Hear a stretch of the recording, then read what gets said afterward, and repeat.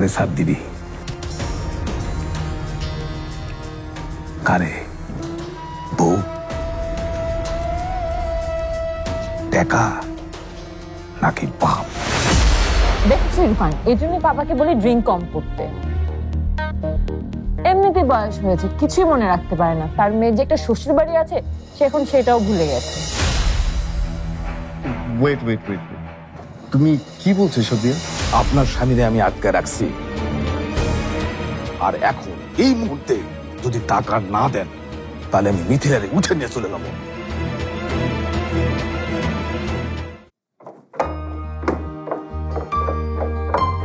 সুমির মা, এই সুমির মা, তাড়াতাড়ি ব্রেকফাস্ট দাও, বেরোতে হবে। এই তো হয়ে গেছে সারা, এখনই দিচ্ছি, তুমি বসো। তুমি কেন? সুমির মা কোথায়? শিউলি একটু অন্য কাজে ব্যস্ত, তুমি বসো না, আমি দিয়ে দিচ্ছি, একদম দেরি হবে না।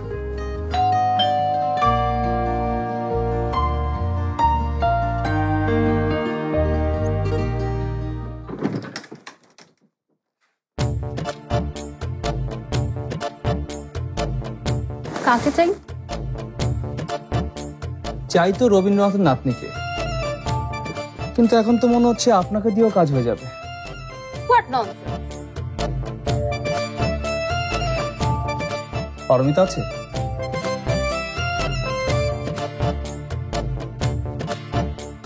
সৌরভ, তুমি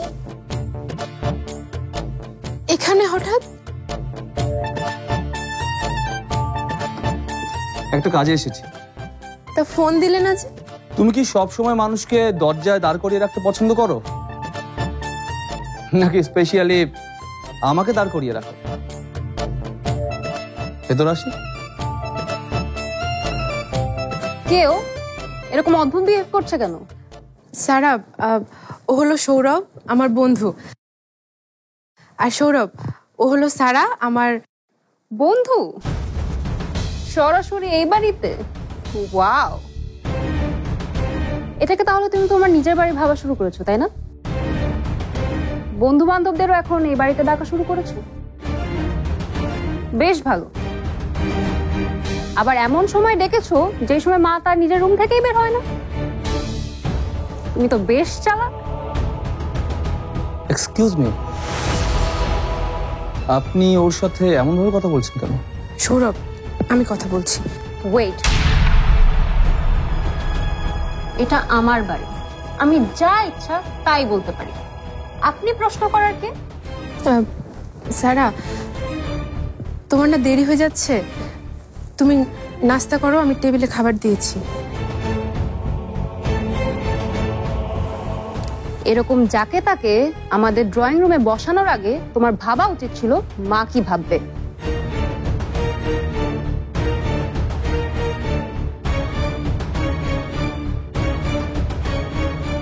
বাবা, এ তো ডেঞ্জারাস মেয়ে। তুমি কিছু মনে করো না সৌরভ, আমি কেন আছো এখানে পড়ি? এরা সবাই তোমার সাথে এমন ব্যবহার করে, আর তুমি কাউকে কিছু বলো না? তুমি ভেতরে এসো সৌরভ। না, ইটস বেটার আমার চলে যাওয়াই। তোমাকে না জানিয়ে চলে এসেছি, দ্যাটস ওয়াই সরি। আরে, এসেই তো পড়েছো, তাহলে কেন এসেছো সেটা অন্তত বলে যাও। এ কথাটা খারাপ বলনি। এসেই যখন পড়েছি, আর যা দেখার ছিল, যা শোনার ছিল, সব হয়ে গেছে। তাহলে কাজের কথাটা বলেই যাই।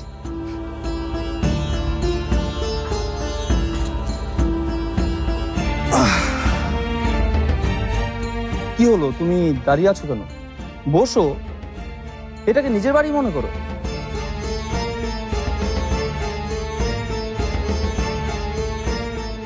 এক কাপ চা হবে রবীন্দ্রনাথ?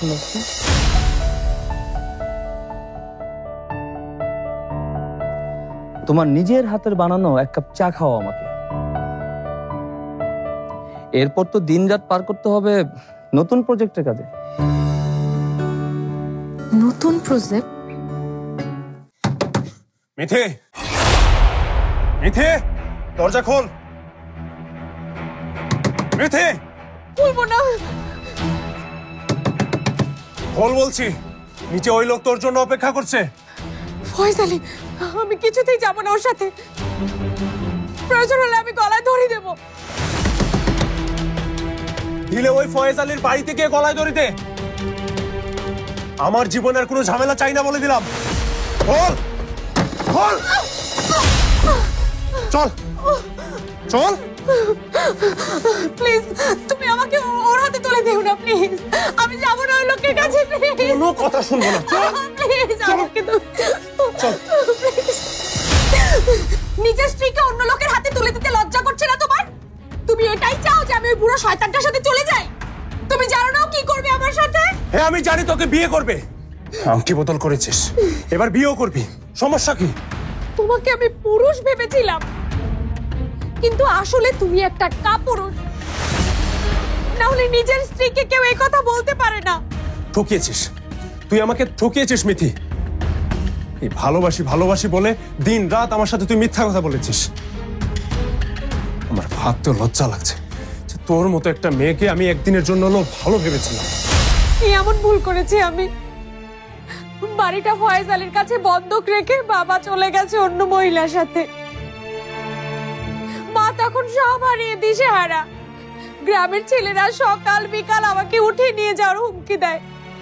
কি করার ছিল তখন আমাদের? ওই সময় ফয়েজ আলী আমাদের দুর্বলতার সুযোগ নিয়ে আমাকে বিয়ে করার প্রস্তাব দেয়। ফয়েজ আলীর ভয়ে গ্রামের বখাটে ছেলেরা আমাদেরকে উৎপাত করা বন্ধ করে দেয়। মার কি করার ছিল তখন? মা ভেবেছিল মেয়েকে কেউ তুলে নিয়ে যাওয়ার চেয়ে ভালো ওই বুড়ো লোকের সাথে বিয়ে দেওয়া। আমি রাজি ছিলাম না, কিন্তু আমার এবার কি করার ছিল তখন বলো?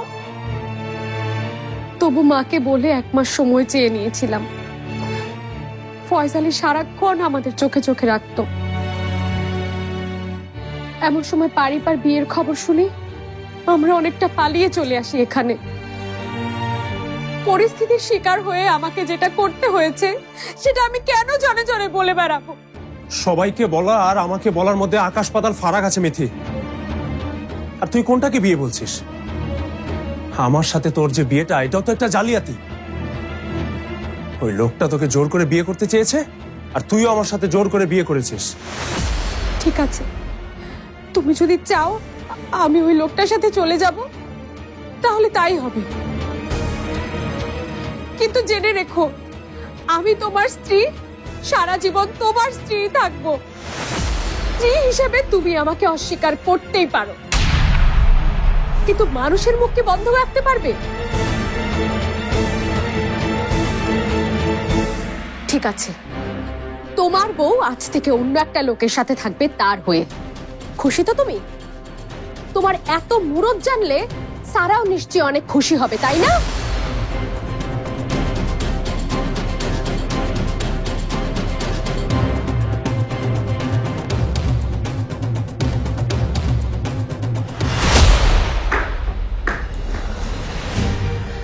চলেন, আমি যাবো আপনার সাথে।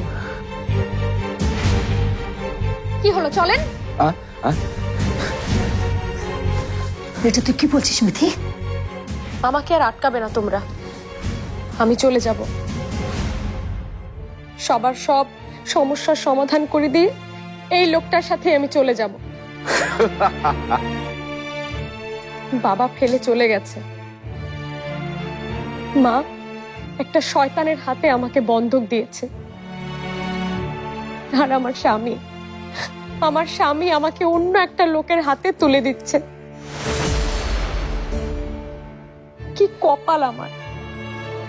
সবার সব পাপের শাস্তি মাথায় নিয়ে আমি একাই বাড়ি থেকে চলে যাব। চলেন। সব দোষ আমার ভাই, শাস্তি দিলে আপনি আমাকে দেন, আমার মেয়েটাকে ছেড়ে দেন। ও এখন অন্যের বউ। রিনা বেগম, ওই ছোকরার কি বউ পালনের মুরুদ আছে নাকি? শুনছি কাজ কাম কিচ্ছুই করে না, বাপের টাকা পয়সা পয়সা খায়। বউ খুব খুশি হয়েছি, সেই রকম একটা বুদ্ধিমানের কাম করছো। মন খারাপ করো না, আমি আছি না। শোনো, একদিন ওই পোলার লগে জামাই বউ খেলছো না? এখন থেকে আমার সাথে খেলবা। আমি কিন্তু পাক্কা খেলোয়াড়। সেই মুখ সামনে কথা বলেন, লম্পট কোথাকার। নিজের মেয়ের বয়সে একটা মেয়েকে নিয়ে নোংরা কথা বলতে লজ্জা লাগে না? ও ভাবি, সরি ভাবি না তো, মামি। মিথিলার মামি মানে তো আমারও মামি, তাই না? তা মামি, আপনি তো চেতেন কেন? আমি তো বুঝতেছি না। আপনার স্বামী আপনার বাড়িতে ফিরে আসতেছে, সেই আনন্দে আপনি নাচেন, চুলায় ভালো ভালো রান্না উঠান। বুঝেন নাই? আপনারটা আপনার কাছে ফিরে আইব, আর আমারটা আমি নিয়ে যাইতেছি।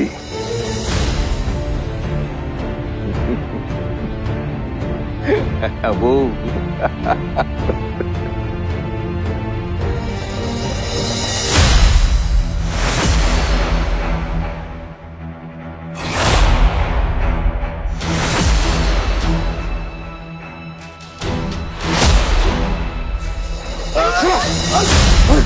এই না তোর 40 লাখ টাকা, ভালো করে গুনে নে আর এখান থেকে কেটে পড়। আমি আমার বউয়ের খেয়ালটা না ঠিক মতো রাখতে পারি, আর তোর মতো টিকটিকেও পিষে মারতে পারি। কি টাকা কম পড়ছে? না না না, ঠিক আছে, একেবারে করা। মাশাআল্লাহ রিনা বেগম, তুমি তো মেয়ারে খুব ভালো জায়গায় দিয়ে দিচ্ছ, দায়িত্ববান ছেলে। কোনো চিন্তা করো না, আজকে আমি তোমার দলিল মানে ওই বাড়ির দলিলটা পাঠিয়ে দিতেছি। ঠিক আছে, হ্যাঁ গেলাম, গেলাম, আসি তাহলে। আফজাল কোথায়? আপনি এতটুকু টেনশন করবেন না, সময় মতো উনি ফিরে আসবেন।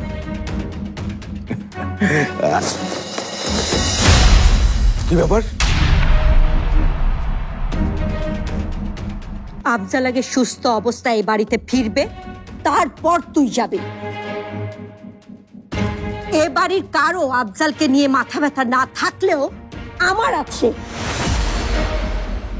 ও আসবে, তারপর তুই যাবি।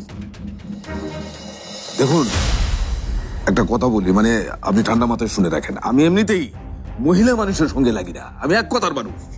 কথা বোঝা গেছে? আমি কথা দিছি সে ফিরে আসবে এবং রিনা বেগমের দলিলও আসবে। আমার এই টাকাটা দেন। আগে আসবে সুস্থ অবস্থায়, তারপর তুই যাবি।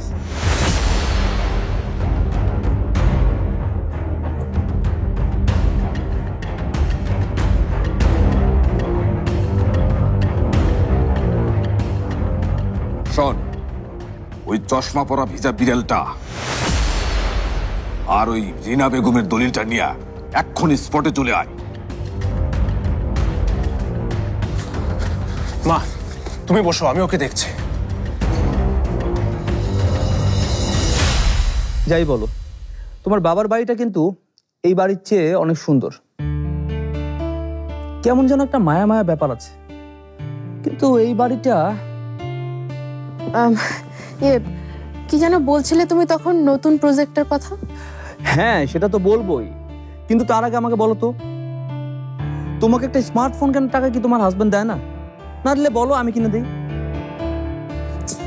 উফ, তুমি যদি এসব আলতু ফালতু কথা বলেই সময় নষ্ট করতে চাও, তাহলে তোমার জন্য আমার কোনো সময় নেই সৌরভ। অন্যদেরও সময় নেই জনে ফোন করে বা মেল করে তোমায় খুঁজে বের করার। কি বলছো তুমি? আমি তো কিছুই বুঝতে পারছি না। তোমাকে হাতে হারিকেন নিয়ে একজন খুঁজে বেড়াচ্ছে ওপার থেকে। ওপার থেকে মানে কে? কলকাতার একজন। সে পারমিতা সিদ্দিক বলে মুখে ফেনা তুলে ফেলেছে। না তোমাকে ফেসবুকে পাচ্ছে, না অন্য কোথাও পাচ্ছে। এই খ্যাতটাকে কলকাতার লোক খুঁজছে কেন? কাহিনীটা কি? আমি তো কিছুই বুঝতে পারছি না। বুঝতেই যদি, তাহলে হয়তো তুমি ফেসবুকে থাকতে, না হয় তোমার কোনো ইমেল আইডি থাকতো। তাহলে ওই দেশ বিদেশের মানুষ তোমার খোঁজে আমাকে খুঁজে বেড়াতো না। কেন? ওকে দেশ বিদেশের মানুষ খুঁজছে কেন? হাতের পা জিতেছে এই কারণে? ওটা যে একটা স্ক্যাম, এটাও কি মানুষ বুঝে না নাকি? একটা কথা কি জানেন, প্রতিভা কখনো চাপা থাকে না। মানুষ প্রতিভাকে ঠিকই খুঁজে বের করে নেয়, সেটা স্মার্টফোনে হোক বা হারিকেন দিয়ে হোক। হারিকেন? What is hurricane? ওটা আপনি বুঝবেন না, রবীন্দ্রনাথের আমলের জিনিস তো, ওই রবীন্দ্রনাথের নাতিপুতিরাই বুঝবে। হোয়াট এভার, আমার এসব খ্যাত জিনিস বুঝেও লাভ নেই, চিনেও লাভ নেই।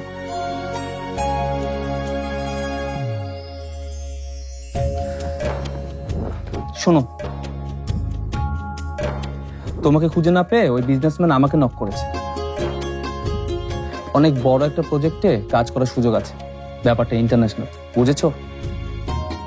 তোমার 1 কোটিকে 5 কোটি বানানোর এটাই সম্ভবত একমাত্র সুযোগ।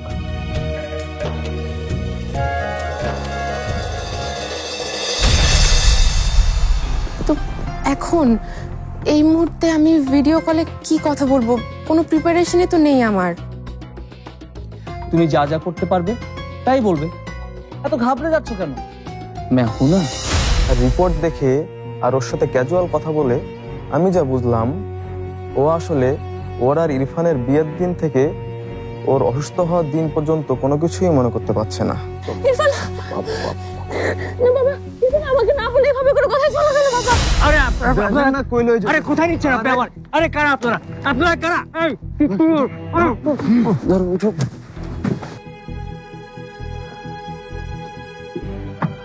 আরে উঠো না।